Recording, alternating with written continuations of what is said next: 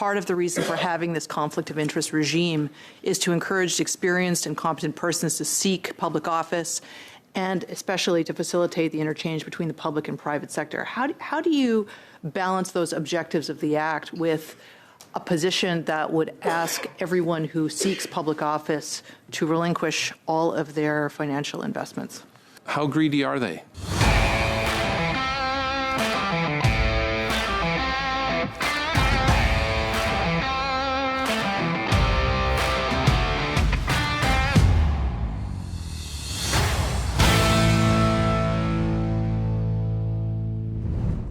As promised, the Conservatives have launched a parliamentary investigation into Mark Carney's conflicts of interest. For this session, they called on Duff Conacher, founder of Democracy Watch, who has been very outspoken in his criticism of the Liberal government and their corruption over the last 10 years. And right from the start of this meeting, the Liberals made it clear that they were not happy that he is attending, as they are no doubt concerned about what he will say. And that concern would be proven to be justified. Let's take a look. With our first hour today, and I want to welcome from Democracy Watch, Mr. Duff Conacher, the co-founder, also board member and chairperson of the Government Ethics Coalition. Mr. Conacher, you have up to 5 minutes for your opening statement. Ms. Church, are you raising a point of order? Yeah, just point of order, Mr. Chair. Okay. Thank you, Mr. Chair. Mr. Chair, I just had a question about the agenda. We have 3 witnesses today, but they haven't been allocated equal times during our agenda. Is it possible that we are allocating our witnesses equal time as we proceed during the study? I don't quite understand the question. We have 3 witnesses today. We have 2 coming in the second hour. Ms. Turnbull and Mr. Stedman, and then Mr. Conacher for an hour today. So it was an hour and an hour. The original intent and goal was to have 2 witnesses per hour, and it didn't end up that way. So we ended up like this. Okay, so that's how we ended up with it. Thank you, Mr. Chair. I think maybe just in future it would be good to have all our witnesses have equal opportunity to speak at committee. Okay. And they will. Certainly in the second hour they will. Mr. Seri, on the same point of order. Yeah, same point. C'est par rapport parce que moi. I understand that we don't split things by topic, but we have 3 witnesses here, and 1 witness is getting half of the time, and then the other 2 sharing the other half of the meeting. I was wondering why we didn't share the time more fairly between our witnesses. It's the same topic. It would have made sense if there were 2 separate topics, but it is the same topic for the 3 witnesses. So I wanted to know how this decision was made. In the absence of any witness lists from any of the parties, we were working on the witness list from the analysts, and so the invitations went out. Mr. Conacher was available in this hour. Ms. Turnbull and Mr. Stedman were available in the second hour, and that's how it's. So already the Liberals are bellyaching about the fact that Duff Conacher is going to be there for the first hour, and the other 2 witnesses are there for the second hour. And they're saying, well, it's not really fair that the witnesses don't get the same amount of time. But they kind of do. They kind of do. Because you're the one that's able to ask questions of them, and you can choose who you're asking questions from. So you have equal opportunity, and they're there for the same amount of time. Liberals' argument is, oh, well, they're only they're there for about 30 minutes each. Well, no, they're not there for 30 minutes each. It's how you choose to use your time in order to ask the questions. So never mind the fact that Leslie Church, who's brand new MP, by the way, is bellyaching about this, and then her colleague asked the exact same question, only in French. It's like, I just answered this. I literally just answered this. But, this is ethics, and this is not the first time John Broussard is having to deal with these shenanigans. And makes you wonder, is Leslie Church the new Iker Khalid? I guess we'll see. Conservative MPs and Bloc MPs, you're asking some good questions, better questions about the Act than have been asked by MPs at this committee in the past 20 years. So it's great to see that. But you are still missing some key loopholes and flaws. and not cutting through the obscurities and misleading haze about the act that the Ethics Commissioner Conrad von Finkenstein creates whenever he talks about the act. Hopefully, Liberal MPs on this committee, you will set aside your talking points and prepared questions that the Cabinet and Research Bureau have prepared for you, and actually listen and think about the seriously unethical, undemocratic, and bad government actions that are currently legal under the Conflict of Interest Act. So already Duff Conacher proving his nonpartisanship in his opening statement, saying, sure, the Conservatives in the bloc are asking some good questions, but you're not drilling down enough, and you need to really cut through all of the BS that has been overlaid on top of this public narrative about the Conflict of Interest Act and Mark Carney and Parliament in general.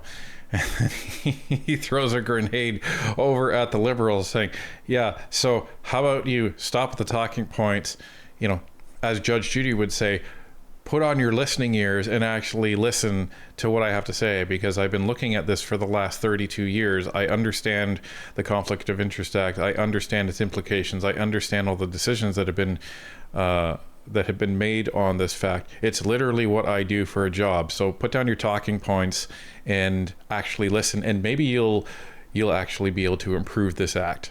So interesting opening salvo by Duff Conacher on the Liberals at that point. The Conflict of Interest Act is a sad joke that, because of huge loopholes in the law, doesn't apply to 99% of the decisions and actions of the most powerful people in the government. It really should be called, because of these loopholes, the Conflict of Interest Act really should be called the almost impossible to be in a Conflict of Interest Act. The Conflict of Interest Act, which covers cabinet ministers, their staff, and top government officials, does not prevent, prohibit, or penalize conflicts of interest. The act is so full of loopholes that allow powerful politicians and public officials in the federal government to have secret investments, to secretly participate in decisions when they have a clear financial conflict of interest, and to secretly profit financially from their decisions. The act is weaker than the rules for senators and federal government employees, and as weak as the rules for backbench MPs, which makes no sense at all. It is simply perverse that the most powerful politicians and office holders in Canada's federal government have much weaker ethics requirements and standards than the least powerful public servants. If you support the Act in its current form or with these weak amendments, you support protecting private interests, you support politicians and public officials profiting financially from their decisions, and you support unethical and corrupt policymaking, all of which violates the public interest clearly. That's a scathing indictment of the Conflict of Interest Act. A sad joke, and if you support it in its current form, you essentially support corruption. And here's the thing, I bet all of you watching are saying, this doesn't surprise me. And it doesn't really surprise me either, but it's still jarring to hear somebody objectively call it out and lay it out in this cohesive fashion, right? But Canadians aren't going to be surprised about this. Not one bit. Mr. Cooper, you have 6 minutes. Go ahead, sir. Thank you very much, Mr. Chair. Mr. Conacher, Mr. Carney's ethics disclosure states that he is entitled to carried interest payments, aka future bonus pay, in respect of the performance of Brookfield's global transition funds, in which he co-led efforts to raise billions of dollars of capital for. But what is missing from Mr. Carney's disclosure are the holdings in this fund, the companies that this fund is invested in. Would you agree that this is a significant and material omission from the standpoint of knowing the extent of Mr. Carney's conflicts of interest? Yes, and unfortunately, though, the disclosure rules allow for secret investments, essentially. The details are not provided. Yeah, it's a material omission, would you agree? Because Mr. Carney handpicked the holdings in the companies that the fund is invested in, and therefore the companies his future performance pay worth potentially tens of millions of dollars is tied to, correct? Yes, so when you have these kind of general funds, which again, it's legal to invest in some of them and keep it secret, some types of mutual funds, the details of what you're actually invested in is known to you, but not disclosed to the public. So Mr. Carney therefore knows which public policy decisions will impact these holdings, which in turn impacts the future performance of the fund, which in turn affects the value of his future bonus pay. Meanwhile, Canadians are left in the dark. So Mr. Carney, as it pertains to his future bonus pay, is hiding his conflicts of interest from Canadians, isn't he? Yes, again, that's legal to do, and what's even worse, because of another, the biggest loophole in the Act, he is allowed to participate in decisions 99% of the time that affect his investments, because the definition of private interest in the Act says that you are not in a conflict, and the Act does not apply when you are dealing with a matter that applies generally, and 99% of decisions that Prime Minister and Cabinet Ministers and top government officials make apply generally. And so the Act only applies 1% of the time to very specific decisions. And as a result, it's almost impossible to be in a conflict of interest under this Act. This is probably the most important piece of testimony in this entire meeting. And it may be the most important piece of testimony in the entire investigation, folks. Okay? The most important. Because we have all these disclosure rules for members of Parliament and the Prime Minister. And in those disclosure rules, its intent, at least what we're told as Canadians, its intent is so that politicians are transparent about what their assets are, what their holdings are, what their debts are, and where they could be potentially influenced or where they may try to enrich themselves based on their personal holdings. And then we're told, well, the Conflict of Interest Act, that will prevent that from happening. But what Duff Conacher is saying is, no, that's actually not the case. Because in almost every decision that is made in cabinet and in the government, it's a general decision. And he's talking about the definition of private interests. So we got curious. So here's the Conflict of Interest Act. Here it is, folks. Conflict of Interest Act, assented to 2006 in 1212. This was last, I think, amended by the Stephen Harper Conservative government. So you can thank them for actually trying to do something on this. And let's see the particular section that Mr. Conacher is talking about. You actually don't have to go too far into the Act because we just have to get into the definitions. So here's the definition of private interest. Private interest does not include an interest in a decision or matter, A, that is of general application, B, that affects a public office holder as one of a broad class of persons, or C, that concerns the remuneration or benefits received by virtue of being a public office holder. Now, the most important part about that is part A, that is of general application. What does that mean?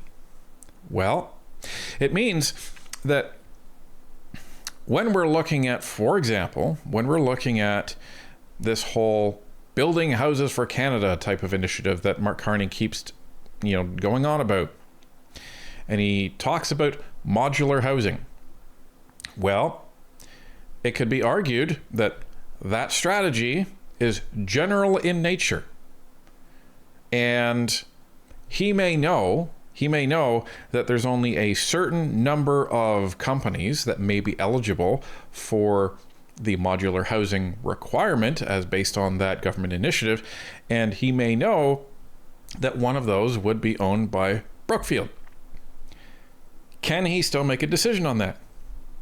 This act says yes. Yes. Why? Because the decision is affecting Canada in general. Right? And it's affecting an industry in general. So it could be argued that because of that, it's not a conflict of interest, and he can make a decision in that. That's what Duff Conacher is saying. In that in 99% of all decisions, the Act says it's not a conflict of interest. And then it comes back to one important question. What's the point? What is the point? And this comes back to Why would wealthy people step away from their lucrative jobs to step into politics? To enrich themselves even further, to direct policy. Policy equals initiatives, which equals dollars in specific industries. That's what this comes down to. And as long as you allow politicians to have investments and they form government, then you are going to be operating under the expectation that these politicians are making policy decisions to enrich themselves and not necessarily in the public interest. And people wonder why Canadians don't have any trust in the government. And I agree with you on that point. But to be clear, just with respect to disclosure, there's nothing that prevents Mr. Carney from disclosing the companies and the holdings of these funds, is there? If he wanted to be transparent, he could simply disclose that information to Canadians? Of course, you can always go beyond what's required in terms of disclosure and also compliance. But Mr. Carney, of course, hasn't been transparent. Now, the Global Transition Funds is listed in Mr. Carney's so-called ethics screen, but given that the holdings and the companies that the fund is invested in and in which Mr. Carney's future performance pay is tied to have not been disclosed by Mr. Carney, how possibly can the ethics screen function to screen out Mr. Carney for making decisions where he has conflicts of interest? Well, the ethics screen never works because, again, of this huge loophole. So ethics screens are a smokescreen that actually violate the law because the Act requires disclosure whenever you recuse yourself, step aside from participating in a decision, discussion, or vote. And the ethics screen allow you to not do that. So you're violating the law, and what's hidden is that, in fact, you're participating 99% of the time in decisions that affect your investments because of this huge loophole, again, that you do not have to step aside when you're dealing with a matter that applies generally. And again, 99% of decisions apply generally. So the screens are a smoke screen that hide conflicts of interest. They do not stop them, prevent them in any way. Laid bare there, folks. Assuming Mr. Conacher is correct, and based on what we've seen in the Act, it looks to be true. So he has Global Transition Fund as one of the things that he has an ethics screen on, but we don't know what's in the Global Transition Fund because Mark Carney set it up. Only he knows. And that's not disclosed. So the Global quote-unquote Transition Fund sounds like it's one of these green transition type of things. So who knows how many companies in Canada he has investments in as part of that fund. Wait, who knows? Right, Mark Carney. Nobody else knows. And the trustee. But nobody else. So as Cooper says, how is it possible to have a quote-unquote ethics screen on something like that when nobody knows what's in there? Even the quote-unquote screen doesn't know what's in there. Can you describe to me what you see as the difference between an apparent conflict of interest and, I suppose, an actual conflict of interest? What's the distinction between the two?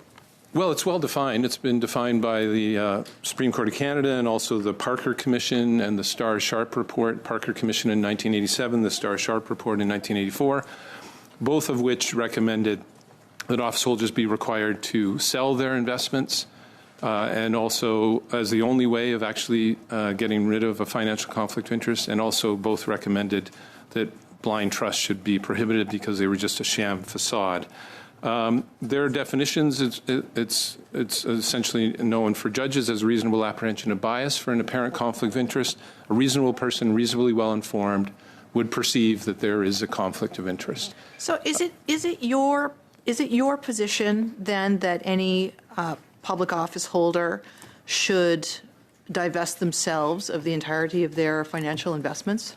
Yes. It's the only way to solve financial conflicts of interest. Any other solution will leave a financial conflict of interest, leave the system open.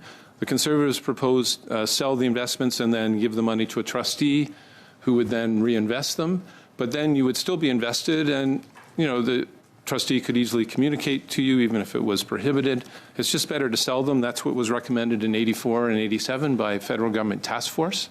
Talking about all types of financial investments? Are you talking about RRSPs? Are you talking about mutual funds? If those are going to be something where you have any role in directing them, or you know about what the investments are, then yes, you would have to do that. And Conrad von Finkenstein said, oh, that's going to cause a huge tax hit or tax implications. Well, the better way to solve that is to give exemptions from those tax hits for people who enter public office. That would actually be an incentive to become and serve the public. But as long as you allow financial investments, you are allowing financial conflicts of interest. There is no other way of stopping it. And that's why it was recommended in 84 and 87 as the solution. Now, we also get into one of the core solutions to the conflict of interest issue that is plaguing the Canadian political system. And this is something that that we've talked about before. And I think this is the perfect solution, in that the only way to ensure, 100% ensure, that people are operating without a conflict of interest is that they are required to completely divest and sell all of their investments. All of them, upon being elected. Now, the ethics commissioner is like, well, that won't work, because then you're going to be subject to taxing implications and then lose a lot of money, and it'll de-incentivize people from wanting to run for public office. Well, Conacher says, hey, easy fix. You create a special exemption for people that are entering public office that they don't take a tax hit, because if you have an RSP, as we all know, when you put money into the RSP, you then get a tax exemption, and that reduces your overall income, and then you end up getting money back as a result of that. But if you take your money out of your RSP early, then that is completely taxed, all of it, and you actually lose a lot of that money. You also get capital gains tax on investments and things like this. So what Conacher is saying, just put in an exemption in. And then people can take all of that money out tax-free.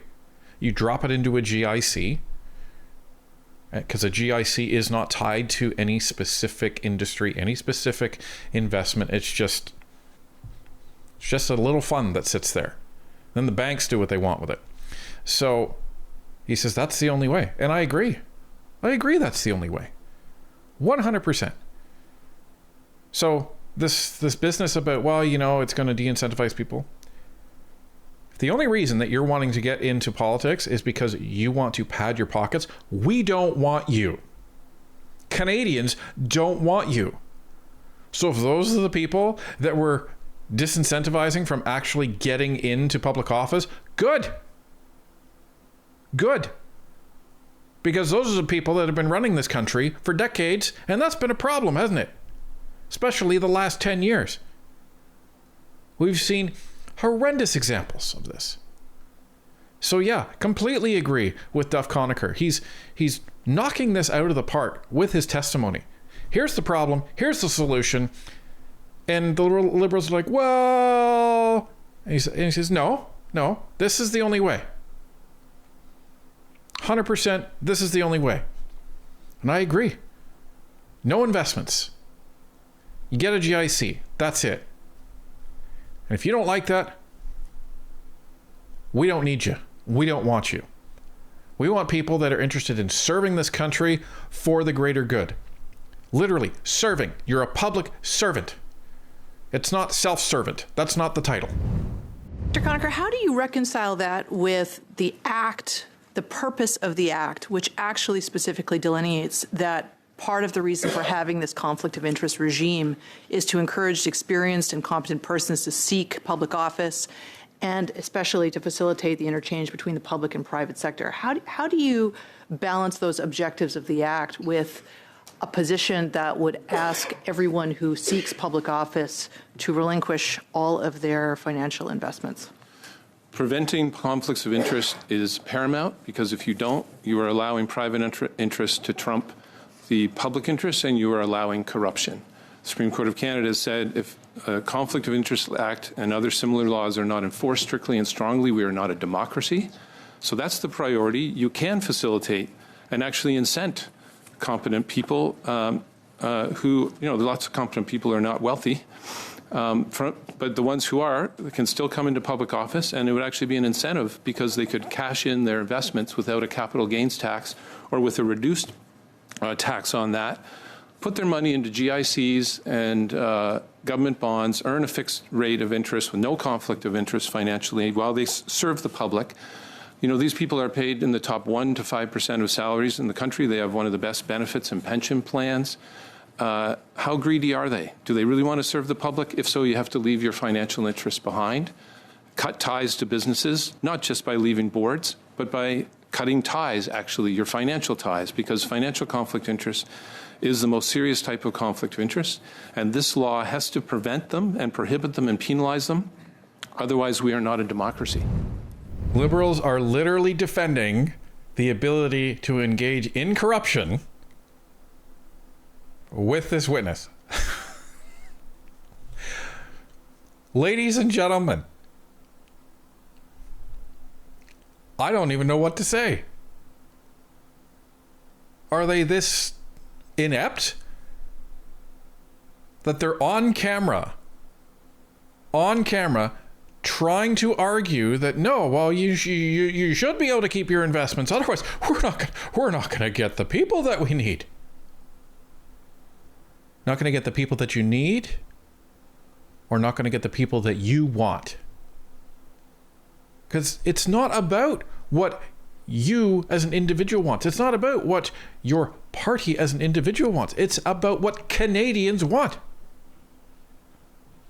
That's what it's about. And he says, how greedy are they? You're going to get paid in the top 1% of Canadians in the country when you're in office, and you get one of the best benefit plans and one of the best pension plans in the country. How greedy are you? And if you don't want to serve Canada, we don't want you. That's the point. But the Liberals are basically saying, no, we want to get rich off of the backs of Canadians. Those are the people that we want. Ladies and gentlemen, the Liberal culture and the Liberal requirements to be a member of Parliament, they're for all to see. And the way she even asked that question says a lot about the Liberal Party in general. I have a very concern the way Mr. Duffy spoke in the beginning when he said the Liberals should not be looking at the points. Why are you picking on one party when there are members of the other parties are sitting here? It seems to you have a very biased opinion before even you start as a witness. Need a quick response to that, Mr. Conacher. I watched the first two hearings and saw the questions asked by the various sides, and that's why I expressed what I expressed, hoping that you will open your minds to the fact that this act currently allows unethical, corrupt behavior. And if you support it the way it is now, you are supporting that should be allowed. Why are you picking on our party? Why are you picking on us? Because this party has been in power for the last 10 years, and this party is responsible for over a third, probably higher now, of all scandals that have ever been documented in the history of Canada. That's why your party is being picked on. And the fact that your colleague literally was just trying to defend why the Conflict of Interest Act shouldn't be touched. This party has had so many ethical violations over the last few years, it's not even funny. Not even funny.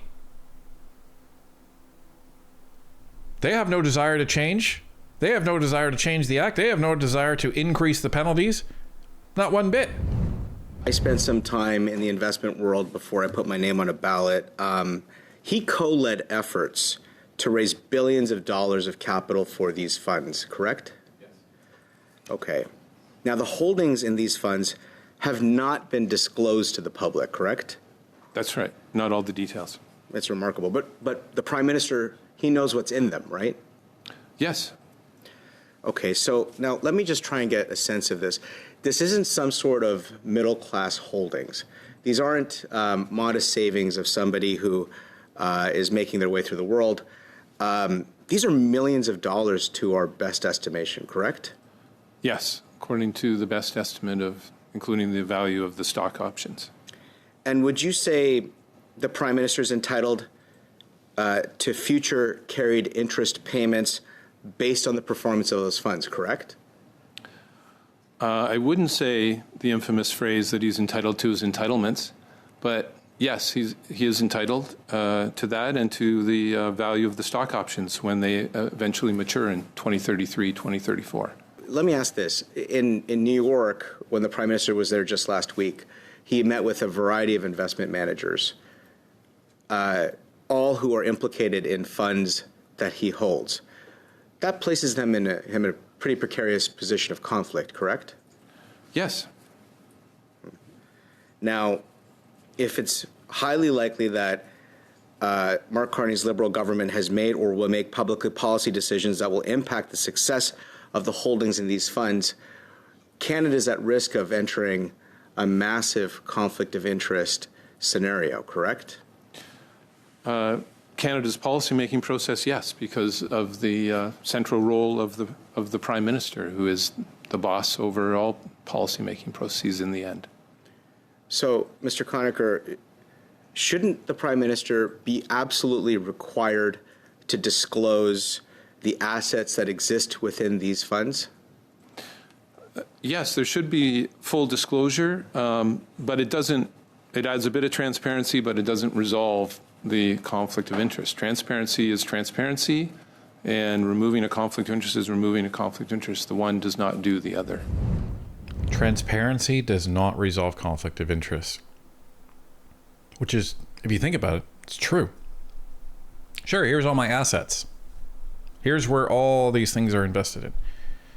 But because of this one definition in the Conflict of Interest Act, where private interests are not regarded as a conflict of interest if the decision is general in nature, what does it matter? What does it matter? If you're investing in a industry as a whole, multiple companies in that industry. Again, let's go back to housing. Let's say Carney has invested in almost every single major modular housing company in Canada because he knew he was going to come in and be Prime Minister and then invest in modular housing. And he's just saying, well, we're going to start a housing policy and it's going to be modular housing. Done. It's a general decision. But he knows full well that the companies he invested in are going to get additional money from the government, which will then enrich themselves, which will then raise the stock prices, which will then increase the value of his investments. So, yeah, and it comes back to the only way to prevent conflicts of interest is to enforce that all politicians, once they get elected and take office, you must liquidate and divest all of your investments, and then you take that capital and you put it into a GIC or some sort of bond, and then it sits there. That way, no decision that you make can actually be regarded as self-enrichment, and that your sole focus when you're in government, which is what it should be, is focused on serving the public, enriching the country, and improving the lives of Canadians. The antithesis of that has been the Liberal government over the last 10 years. They've enriched themselves, and quality of life for Canadians across the board has deteriorated to a point where most are living in food insecurity, housing poverty, or both.